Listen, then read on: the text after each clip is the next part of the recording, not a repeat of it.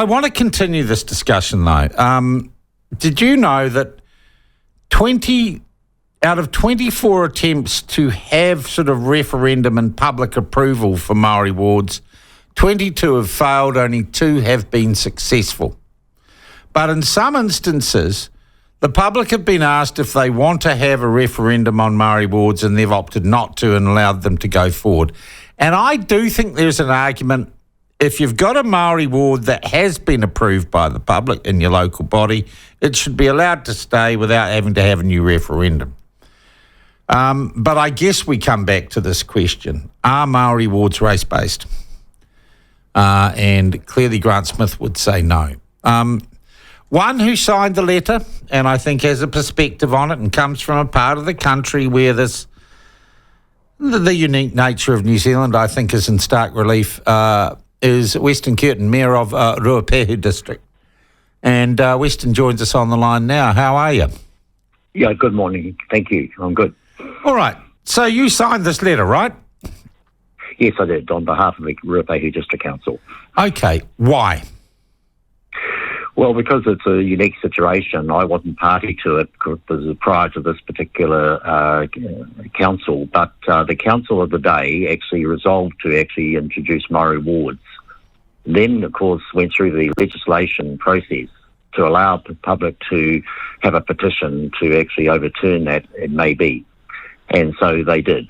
And, of course, that went ahead. Oh, just hang on. I just want to get this. So the council of the day decides it wants to have Maori wards, and there's a legislative provision for the public to petition against that? Yes, correct. And the public did petition against it? And they did, and they failed to get the numbers. Right. So the then Democratic attempt to overturn Maori wards, and you could say that would be a fair barometer of public opinion, was that people were okay with them. Well, I think yes, it's fair to say that there was an attempt to actually overturn it, and they didn't have the numbers. So then you'd have to argue that they were comfortable with the majority were comfortable with the council decision, and of course that process continued. And of course, following that, of course, the legislation changed, and that's where the difficult situation is: was it a poll or wasn't it a poll? And we argue at the time that in fact it was a poll and it failed. All right. So you'd be pretty relaxed about having another poll then, wouldn't you? Yes, well, that's the point, is that, of course, the legislation when the bill goes ahead, if it does go ahead, will indicate that you must have a poll in 2025, which will take an effect in 2028. But what we're suggesting is that it's a cycle. Usually it's a cycle of events, Sean, that it's a 6-year turnaround, it's a 3-year turnaround, and we shouldn't be exposed to the extra costs that is associated with it. And there's, probably... So I like this, Weston, and look, I can see the common sense of what you're saying. Look, we went through the legislation at the time. We did have some sort of consultative process. We understand that the law's changed, but until such time as we can implement that law change, you let us have the status quo.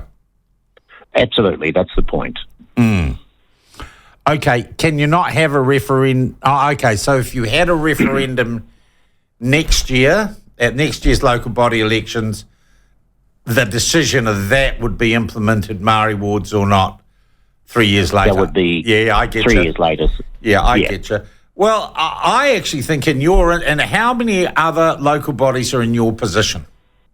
3. We signed the Gisborne District Council and the South Taranaki District Council, and ourselves are the 3 that are... So why didn't you, given your unique position, why did you join all these others? Why didn't you say 3? We're in a slightly different position than everyone else. To protect our democracy and having jumped through all the hoops, could you just carve us 3 out, and let us keep our Maori wards until the local body election after next?